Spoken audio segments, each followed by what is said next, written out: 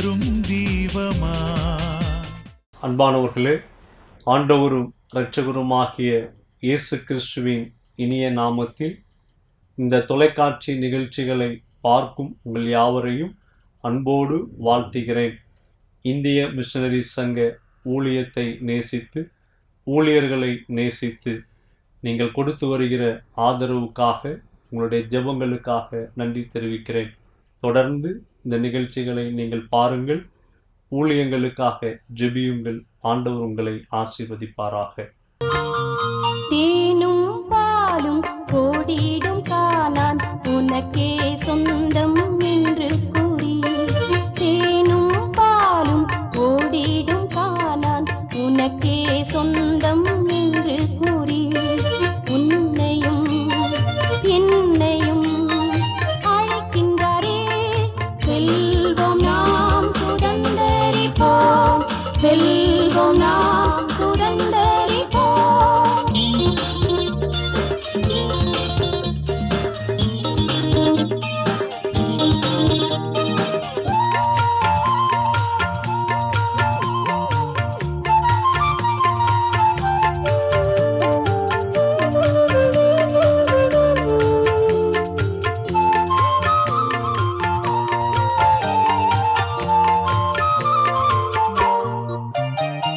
செழிப்பான கானானை உன் முன்னே பார், இரவுண்ட உள்ளங்கள் அங்கொண்டு பார். செழிப்பான கானானை உன் முன்னே பார், இரவுண்ட உள்ளங்கள் அங்கொண்டு பார். சகலமும் உனக்கென்றே கூறியவர் செல்கின்றார் தாமே முன்னே, செல்கின்றார் தாமே முன்னே. தேனும் பாலும் கோடிடும் கானான் உனக்கே சொந்தம் என்று கூறி, உன்னையும் என்னையும் அழைக்கின்றாரே. செல்வோம் நாம் சுதந்தரிப்போம், செல்வோம் நாம் சுதந்தரிப்போம்.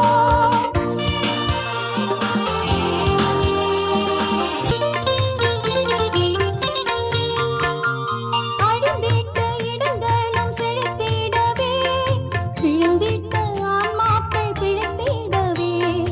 அழிந்திட்ட இடங்களும் செழித்திடவே, விழுந்திட்ட ஆன்மாக்கள் பிழைத்திடவே. கருணங்கள் அளித்தவர் நிற்கின்றாரே.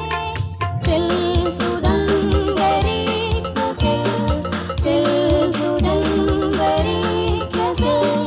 தேனும் பாலும் ஓடிடும் கானான் உனக்கே சொந்தம் என்று கூறி, உன்னையும் என்னையும் அழைக்கின்றாரே. செல்வோம் நாம் சுதந்தரிப்போம், செல்வோம் நாம் சுதந்தரிப்போம்.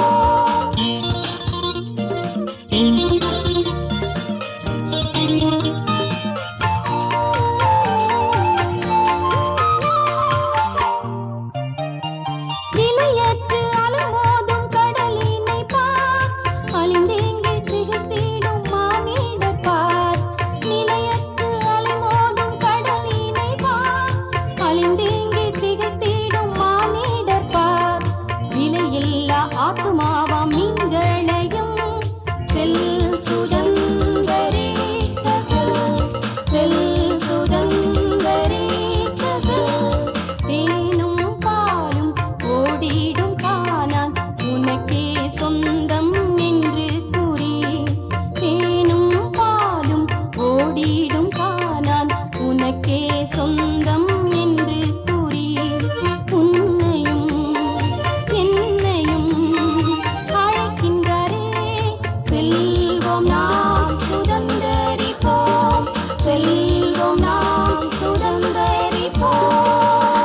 இந்திய மிஷனரி சங்கம் வெள்ளாளன் வழியில் பிறந்த பேராய வேதநாயகம் சாமுவேல் அசரியா அவர்களால் 1903 பிப்ரவரி மாதம் 12ஆம் நாள் ஆரம்பிக்கப்பட்டது. இந்திய தேசத்தின் 26 மாநிலங்களிலும் 2 யூனியன் பிரதேசங்களிலும் நாம் சுவிசேஷ பணியினை நிறைவேற்றி வருகிறோம். இந்திய மிஷனரி சங்கத்தில் 1204 பேர் மிஷனரிகளாகவும் 445 பேர் உதவியாளர்களாக பள்ளி, விடுதி மற்றும் சமுதாய பணிகளிலும் 172 பேர் அலுவலகம் மற்றும் அபிவிருத்தி பணிகளிலும் ஈடுபட்டு வருகின்றனர். இந்திய தேசத்தின் 284 மாவட்டங்களில் உள்ள 56,650 கிராமங்களை நாம் சுவிசேஷத்தால் சந்தித்து வருகிறோம். ஆண்டவரை ஏற்றுக்கொண்ட முதல் தலைமுறை விசுவாசிகள் 452 இடங்களில் ஆலயங்களிலும் 11,063 இடங்களில் வீடுகளிலும் திறந்த வெளிகளிலும் கூடி தேவனை ஆராதித்து வருகின்றனர். கோயா மொழியில் ஒடியா எழுத்துக்களை கொண்டு வேதாகமத்தை மொழிபெயர்த்து வருகிறோம். புதிய ஏற்பாட்டுடன் சங்கீதம் மற்றும் நீதிமொழிகள் கோயா மொழியில் உள்ள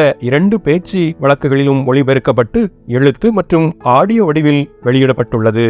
பழைய ஏற்பாட்டில் மோசையின் 5 ஆகமங்கள் மொழிபெயர்க்கப்பட்டுள்ளது.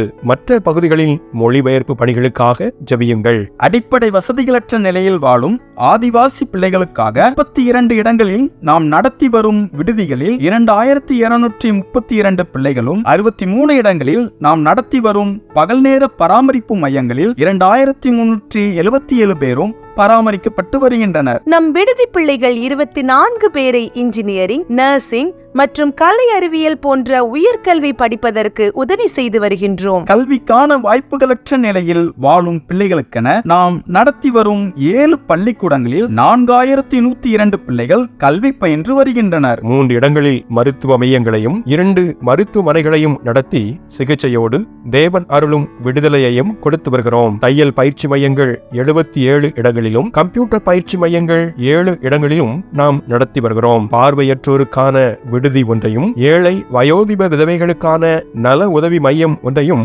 நாம் நடத்தி வருகிறோம். இப்பணிகளுக்காக ஜெபியுங்கள், உதவி செய்யுங்கள். ஒரு மிஷனரியை ஆதரிக்க மாதம் ரூபாய் 4000 தேவை. ஒரு ஆதிவாசி பிள்ளையை ஆதரிக்க மாதம் ரூபாய் 1000 தேவை. பகல் நேர பராமரிப்பு மைய குழந்தை ஒன்றை ஆதரிக்க மாதம் ரூபாய் 500 தேவை. கிராமம் ஒன்றிற்கு நற்செய்தி அறிவிக்க மாதம் ரூபாய் 500 தேவை. மிஷனரிகளின் மருத்துவ தேவையை சந்திக்க மாதம் ரூபாய் 300 தேவை. வாருங்கள், நாம் இணைந்து செயல்படுவோம். இந்திய தேசம் இயேசுவை அறிய செய்வோம்.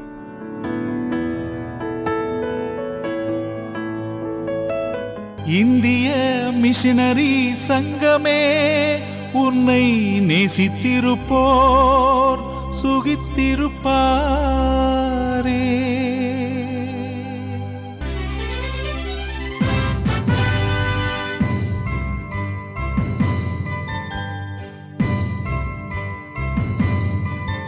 ஆண்டவராகிய இயேசு கிறிஸ்துவின் இணையற்ற நாமத்தினாலே உங்களை காண்பதிலே, தேவனுடைய வார்த்தைகளை பகிர்ந்து கொள்வதிலே நான் மிகுந்த மகிழ்ச்சி உள்ளவனாக இருக்கிறேன்.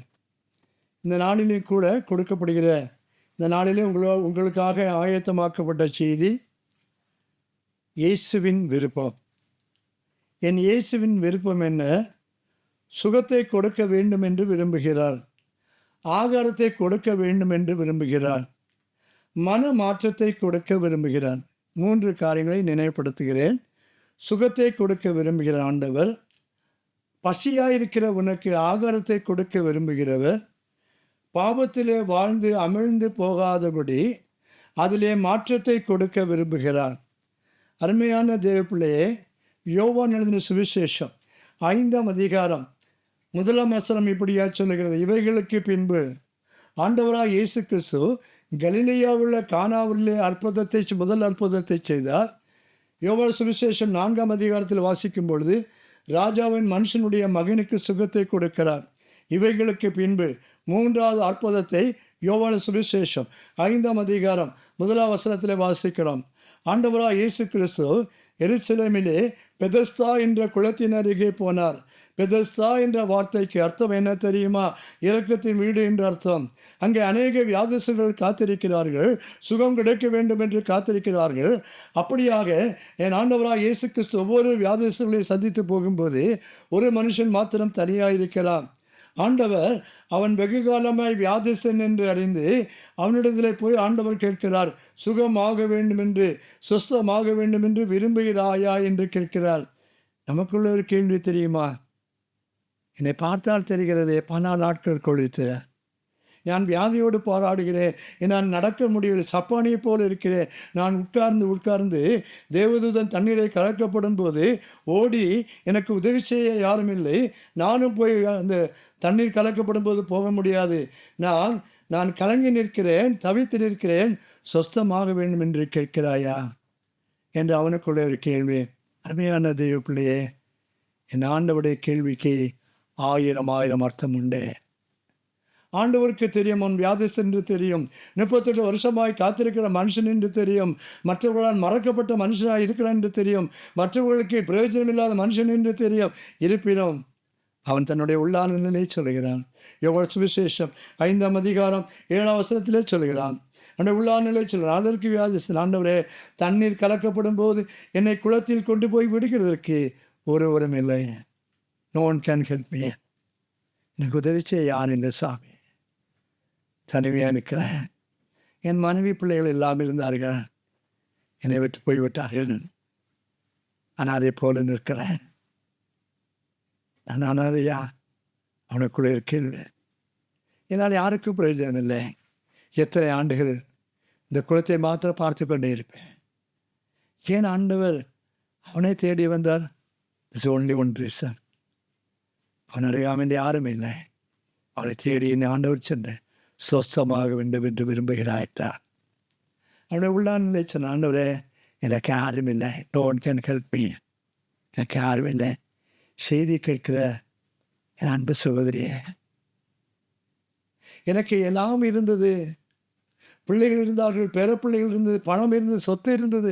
ஆனால் இப்போதோ எல்லாராலும் கைவிடப்பட்ட நிலை இருக்கிறேன். ஏன் இந்த ஜென்மம், பாழ் ஜென்மம்? மற்றவர்களுக்கு நான் பாரமாக இருக்கிறேன். ஏன் இதை விட சாவது மேல் என்று நினைக்கிறாயா? இல்லை, நீ சாக பிறந்தவள் அல்ல, சாக பிறந்தவன் அல்ல, வாழ வேண்டும். எந்த குடும்பத்தார், எந்த ஜனங்கள் உன்னை வெட்கப்படுத்தினார்கள், அவர்கள் மத்தியில் ஆமென், என் ஆண்டவர் உன்னை உயர்த்துகிறவராக இருக்கிறார். சங்கீதக்காரனாய் தாவீது சொல்கிறான், சத்துருக்கள் முன்பாய் பந்தையை ஆயத்தப்படுத்துகிற ஆண்டவர் உண்டு உண்டு. மறந்து போனாயோ?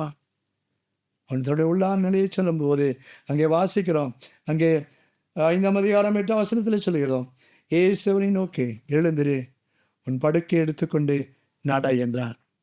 அந்தபடியே அவன் சொஸ்தமாகி படுக்கை எடுத்துக்கொண்டு நடந்து போனான். ஒன்று, ஆண்டவர் சுகத்தை கொடுக்க விரும்புகிறவர்.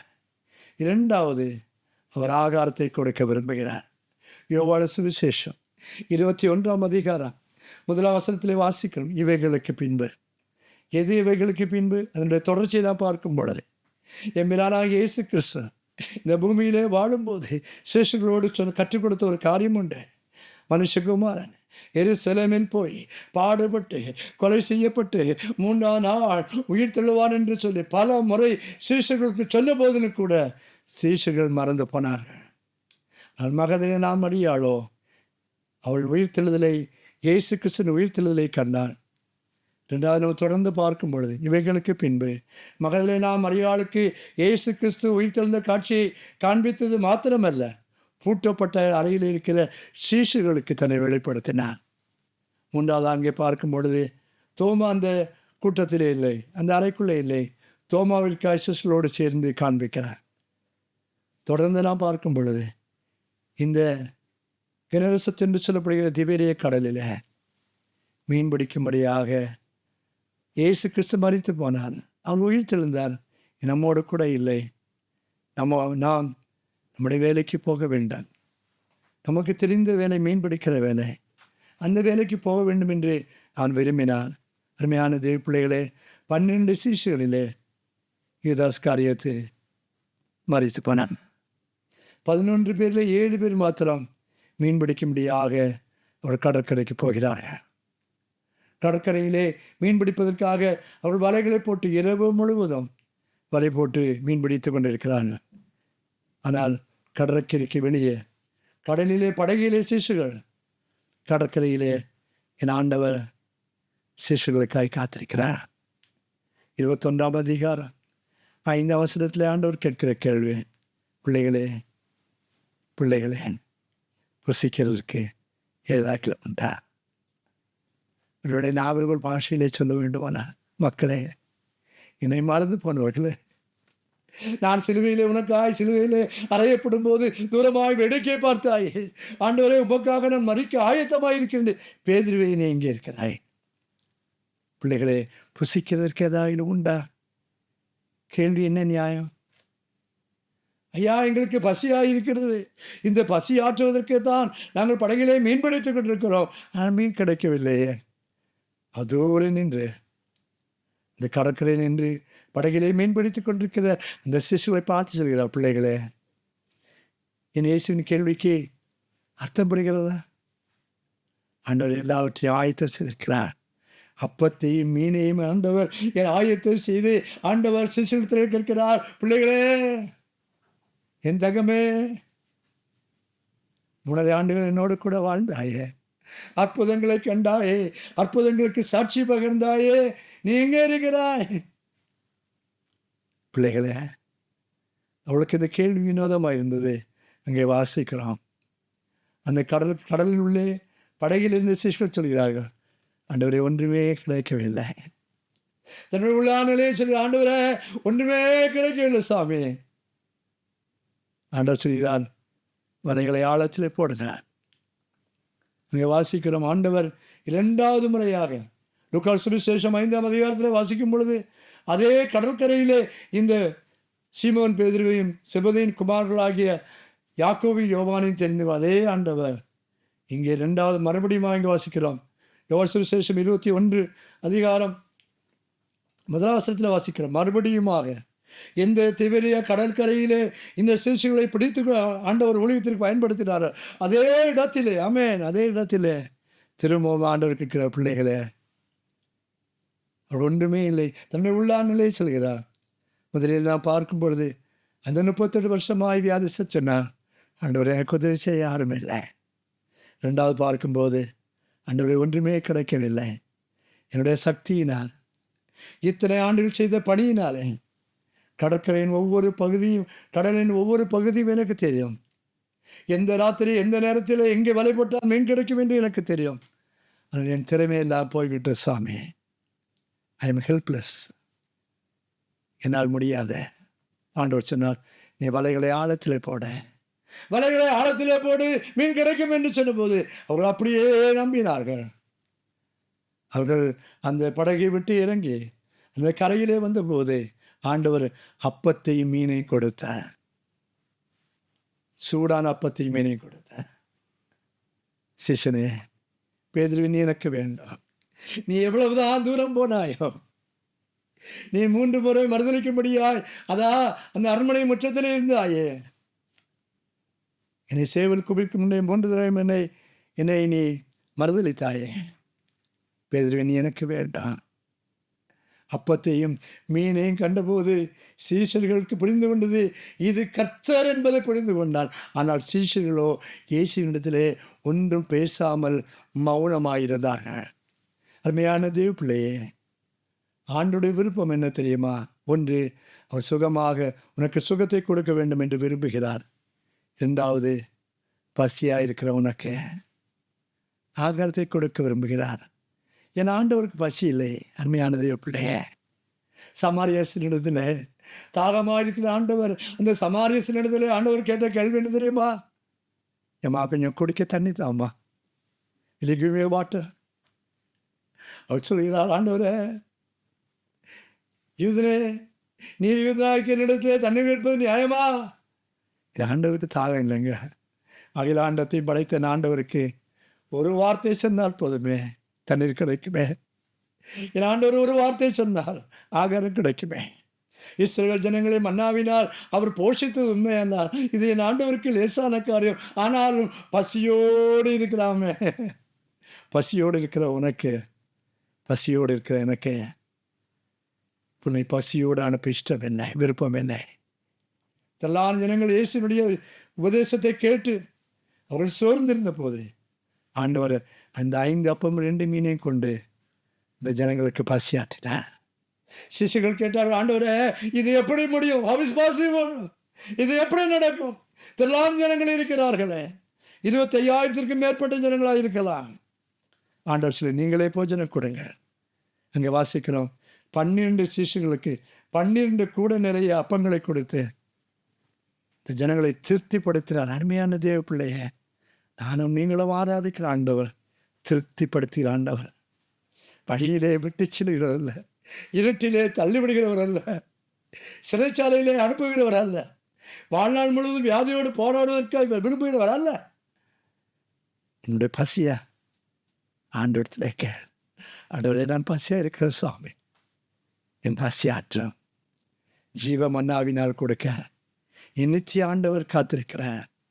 நித்திய மன்னாவினால் என்னை போஷிக்க ஒவ்வொரு நாளும் காத்திருக்கிறார். என்னை தேடி வந்திருக்கிறார். கையில் பிள்ளைகளை புசிக்கிறதுக்கு சாப்பிட்றதுக்கு ஏதாவது உண்டா? இதுதான் ஒரு கேள்வி. ஆண்டவர் நீ புரிந்து கொண்டாயோ? 3வது இங்கே வாசிக்கிறோம். 1 சுகத்தை கொடுக்க விரும்புகிறவர். 2வது பசியாக இருக்கிற உனக்கு, திருப்தியாக இருக்கிற உனக்கு அல்ல, பசியாக இருக்கிற உனக்கு ஆகாரத்தை கொடுத்த ஒரு பேர். 3வது மாற்றத்தை கொடுக்க விரும்புகிறார். இயேசு கிறிஸ்துவோடு கூட 3 ஆண்டுகள் நடந்து வந்தார் இந்த யூதாஸ். அவருடைய சொந்த ஒரு ஸ்காரியோத் என்று சொல்லப்படுகிற கிராமம். அவன் ஆண்டவருக்கு விரோதமாய் செயல்பட்டவன் தான். ஆண்டவரை கண்ட மாத்திரத்தில் திரளான ஜனங்களுடைய சத்தத்தை கேட்டு பின்பற்றுகிற போது, அற்புதங்கள் எல்லாம் கண்டபோது அவன் ஒன்று நினைத்தான், இந்த நசனா இயேசுவை நாம் பின்பற்றுவோமானால் ரோம அரசாங்கத்தை அழித்துவிட்டு இவரை ராஜாவாய் உயர்த்தினார், இவர் மூலமாய் ராஜ்யத்தை ஸ்தாபிக்க வேண்டும் என்று விரும்பினார். 5 அப்பம் 2 மீனையும் கொண்டு 5000 பேரை போஷித்த போது யூதாஸ் காரியத்தை ஒரு காரியம் செய்தான். ஒலிவ இலையிலே ஒரு கிண்ணத்தை செய்து என் இயேசுவின் தலையிலே வைக்க ஆயத்தமான போது, இயேசுவை ராஜாவாக அவன் முயற்சி செய்த போது ஆண்டவர் விலகி போனார் என்று வாசிக்கிறார். அருமையான தேவ பிள்ளையே, நானும் நீங்களும் ஆராதிக்கிற ஆண்டவர் இந்த பூமியிலே ராஜாவாக ராஜ்யத்தை ஸ்தாபிக்க முடியாய் வரவில்லை. ராஜ்யத்தை ஸ்தாபிக்க முடியாய் வரவில்லை. என்னை உங்களை மீட்டுக்கொள்வதற்காய் நம்முடைய மத்தியிலே அவர் ராஜாவாக இருக்கிறார். ஆமென். அவர் ராஜாவாக இருக்கிறார். ஆமென். அருமையான தேவ பிள்ளையே, இந்த யூதாஸ் காரியத்தை குறித்து வாசிக்கிற பொழுது அவன் பதவி ஆசை உள்ளவனாயிருந்தான். அவர் ராஜாவாய் உயர்த்தப்படுமானால் எனக்கு மந்திரி பதவி கிடைக்குமே, இந்த ஜனங்கள் எல்லாம் என்னை புகழ்வார்களே, பரிசேயரும் யூதர்கள் சொல்கிறார்கள். இப்படி ஒரு பெரிய கூட்டம் அந்த குருத்தோலை ஞாயிறு என்ற கூட்டத்தை போகும்போது பரிசேயன் சொன்னான், இப்படியா? ஐயோ, இந்த உலகமே இயேசுவுக்கு பின்னால் போய்கொண்டிருக்கிறது, இவரை இப்படியே விட்டுவிட்டால் நமக்கு எல்லாம் போய்விடும் என்று சொல்லி அவர்கள் கலங்கி தவித்து மகா பிரதான ஆசாரியர்களோடு அவர்கள் ஆலோசனை சொல்கிறார்கள். அருமையான தீபிள்ளையே, இந்த யூதாஸ் என்ன செய்தான் தெரியுமா? ஆண்டவரை காட்டிக் கொடுக்குமாய் ஆயத்தப்படுகிறான். மகா பிரதான ஆசாரியனோடு பேரம் பேசுகிறான். இந்த நசரா இயேசு கிறிஸ்துவை நான் காட்டிக் கொடுக்க ஆயத்தமாக இருக்கிறேன், 30 வெள்ளிக்காசு கொடுக்க முடியுமா என்று சொல்லு. 30 வெள்ளிக்காசு பெற்றுக்கொண்டு அவன் ஒன்றும் அறியாத போல இயேசு கிறிஸ்துவனுடைய கடைசி ராபோஜன பந்தியிலே அவன் பங்கு பெற்று கொண்டு ஆண்டவர் சொல்கிறார், என்னை காட்டிக் கொடுவங்களில் ஒருவன் இருக்கிறான். பொலிசிகளுக்கு இருக்கிறார், நானோ என்று சொல்லி. ஆனால் அருமையான தேவ பிள்ளையே, இந்த யூதாஸ் மிகுந்த நல்லவனாய்த்தான் இருந்தான். லூக்காஸ் சுவிசேஷம் 22ஆம் அதிகாரம் 3ஆம் வசனத்தில் வாசிக்கிற பொழுது ஆண்டவர் இங்கே வாசிக்கிறோம், யூதாஸ் பிசாசு அல்லது சாத்தான் அவனுக்குள்ளே புகுந்ததினாலே அவன் மிகுந்த நல்லவனாக இருந்தான். சிசுகள் எல்லாம் நல்லவர்கள் தான். ஆனால் இந்த சாத்தான் இவனுக்குள்ளே புகுந்ததினாலே பதவி ஆசையும் பண ஆசையும் அவனை ஆட்கொண்டதினாலே அவன் இயேசு கிறிஸ்துவை காட்டிக் கொடுக்க ஆயத்தமானான். மத்தேயு சுவிசேஷம் 26ஆம் அதிகாரம் 50 வசனத்தில் இப்படியே வாசிக்கிறோம். அவன் காட்டிக் கொடுக்க அவன் தீவட்டிகளோடு கூட ரோம படைவர்களோடு கூட கடந்து வந்து அவன் காட்டிக் கொடுக்க ஆயத்தமாக இருக்கும் போது, என் நசரா இயேசு கிறிஸ்துவை முத்தத்தினால் காட்டிக் கொடுக்கும் போது என் ஆண்டவர் சொன்ன ஒரு வார்த்தை உண்டு. என்னை அதிகமாய் கலங்கடித்த ஒரு வார்த்தை, என்னை ஆண்டவருக்குள்ளே வழிநடத்தின ஒரு வார்த்தை. இந்த வார்த்தை நான் ரட்சிக்கப்பட்டேன், மகிமையான ஊழியத்தை செய்த அருமையான பிள்ளை. எனக்கு ஆண்டவர் கேட்டார் தெரியுமா? சிநேகிதனே, ஓ மை பிலவர், சிநேகிதனே. ஆங்கில வேதபுத்திரத்தில் இப்படியாய் மொழிபெயர்க்கப்படுறது பிலவர், பிரியமானவரே. ஆண்டவர் கேட்டார் தெரியுமாங்க? God gave the last chance to give. பேதுருக்கு ஒரு வாய்ப்பை கொடுத்தார். அவன் ஆண்டவர் பேதுருவை திரும்பி பார்த்தபோது அவன் மனம் கசந்து அழுதான். ஆண்டவருக்காய் வைராக்கியமாய் ஒளி செய்தான். இவனுக்கு வாய்ப்பு கொடுக்கப்பட்டதே. மாற்றத்தை விரும்புகிறவன் யூதாசை பார்த்து சிநேகிதனே என்ற அருமையானதே பிள்ளையே, நீ எந்த நிலையில் இருக்கிறாய் என்று எனக்கு தெரியாது. ஒருவேளை நீ சொல்லுகிற ஒரு காரியம், என்னால் யாருக்கும் பிரயோஜனம் இல்லை, நான் பாவம் செய்து நான் ஏகனாய் நான் தனியே நிற்கிறேன் என்று சொல்லலாம். ஆனால் ஒன்று நீ புரிந்து கொள்ள வேண்டாம். யூதாசை நேசித்தது மாத்திரமல்ல, என்னை உங்களையும் அவர் அருமையாக நேசிக்கிறார். நேசிக்கிற ஆண்டவர் உண்டு. அவருடைய நேசத்தை நீ புரிந்து கொள்ள ஆயத்தமா? உனக்கும் எனக்கும் அழகை கொடுக்கும்படியாக என் ஆண்டவர் அழகற்றவராயிருந்தார். எனக்கும் உங்களுக்கும் ஐஸ்வர்யத்தை கொடுக்கும்படியாக அவர் தரித்திரனா. எனக்கும் உங்களுக்கும் மீட்டுக்கொள்ளும்படியாக அவர் சிலுவையிலே தன்னையே ஏக பலியாக புகழ்ந்தாரு. ஆகவே ஒரு பாடல் நமக்கு எல்லாரும் தெரிந்த ஒரு பாடல். இந்த பாடல் ஒரு கவியை நான் பாடி நான் செய்தியை முடிக்க விரும்புகிறேன். இந்த யூதாசை குறித்து சொல்லும்போது இங்கே பாடுகிறோம். உம்மோடு வருடங்களாய் உணவுண்டாயுதாசை போர் கரையற்ற தந்தை உம்மை வஞ்சித்தேன் இயேசுநாதா, கரையற்ற தந்தை உம்மை வஞ்சித்தேன் இயேசுநாதா. இந்த யூதாஸ் சொல்கிறார், ஆண்டவரே உம்மோடு கூட 3.5 ஆண்டுகள் வாழ்ந்தவன் உண்மைதான், ஆனால் உண்மையை அறிந்து கொள்ளாதபடி அவன் தூரமாய் நின்று குற்றமில்லாத இரத்தத்தை காட்டி கொடுத்தேனே என்று சொல்லி மடிந்து போனான் என்று சொல்லி வாசிக்கிறோம். அருமையான தேவ பிள்ளையே, 3 காரியங்கள் உங்களோடு கூட பகிர்ந்து கொள்ள. சுகத்தை கொடுக்க விரும்புகிறவன். நீ எப்படிப்பட்ட வியாதிசன் என்று தெரியாது. ஏன் வியாதி வந்தது என்று கலங்குவதை விட, கடந்து போனவர்களை குறித்து சிந்திப்பதை விட, ஆண்டவரே அந்த வியாதியின் மத்தியிலே உங்களுடைய கிருபை தந்து எனக்கு சுகத்தை தாரும் என்று சொல்லி அவரிடத்தில் நாம் கேட்போம். உனக்கு எந்த நிலையில் இருக்கிற என்று தெரியாது. ஆகாரத்தை கொடுக்க விரும்புகிறார். நான் ஆராதிக்கிற ஆண்டவர் பட்டினி போடுகிறவர் அல்ல. ராஜாவின் சத்தத்தை கேட்டு யாரெல்லாம் பின்பற்றி ஊழியம் செய்தார்களோ எல்லா ஊழியக்காரர்கள் ஆமென் தலைமுறை ஆசீர்வதித்திருக்கிறார். இந்திய மிஷன் சங்கத்தினுடைய எங்களுடைய மிஷனரிகளுடைய வாழ்க்கை வரலாறு திரும்பி பார்க்கும்போது அவரிடத்தில் நீங்கள் விசாரிக்கிற போது சொல்லிக்கொள்கிற ஒரு காரியம், ஆண்டவருக்காய் வைராக்கியமாய் ஊழியம் செய்தனாலே என் தலைமுறை ஆசீர்வதிக்கப்பட்டது என்று ஆமென் ஸ்தோத்திரம். ஆசீர்வதிக்கிற ஆண்டவர் இந்த வேளையிலே அவர் கடந்து வருகிறவராக இருக்கிறார். மாற்றத்தை கொடுக்க விரும்புகிறவர். யூதாசனுடைய வாழ்க்கையிலே மாற்றத்தை கொடுக்க விரும்பின போது சிநேகிதனே பிரியமானவனே என்று சொன்ன போதிலும் கூட அவன் ஆண்டவரை விட்டு தூரமாய் போய் குற்றமில்லாத இரத்தத்தை காட்டி கொடுத்தேன்னு அவன் உடைந்து போனான். நம்முடைய வாழ்க்கையை ஒரு நிமிஷம் சிந்தித்து பார்ப்போமா? ஜெபம் செய்வோமா? அன்பின் ஆண்டவரே, நம்முடைய விருப்பத்தை குறித்து இந்த நாளிலே நாங்கள் சிந்தித்த சுவாமி, நீர் சுகத்தை கொடுக்க விரும்புகிறவர், ஆகாரத்தை கொடுக்க விரும்புகிறவர், அப்பா மாற்றத்தை கொடுக்க நான் எந்த நிலையில் இருக்கிறோம் என்று ஆண்டவரே என்னை மாற்றும் அப்பா. என்னுடைய வாழ்க்கையிலே புது வாழ்வு தாருங்கப்பா. இயேசுவின் நாமத்தில் வேண்டிக் கொள்கிறோம் பிதாவே, ஆமென். அன்பானவர்களே, இதுவரை நீங்கள் பார்த்த இந்த நிகழ்ச்சி உங்களுக்கு ஆசீர்வாதமாக இருந்திருக்கும் என்று கர்த்தருக்குள் நம்புகிறோம். தொடர்ந்து வரும் நாட்களிலும் இந்த நிகழ்ச்சிகளை நீங்கள் தவறாது பாருங்கள். இந்திய மிஷனரி சங்க ஊழியர்களுக்காக தொடர்ந்து ஜெபியுங்கள். ஊழியங்களோடு உங்களுடைய ஆதரவு கரங்களை இணைத்துக் கொள்ளுங்கள். ஆண்டவர் உங்களை ஆசீர்வதிப்பாராக. இந்திய மிஷனரி சங்கமே உன்னை நேசித்திருப்போர் சுகித்திருப்பார்.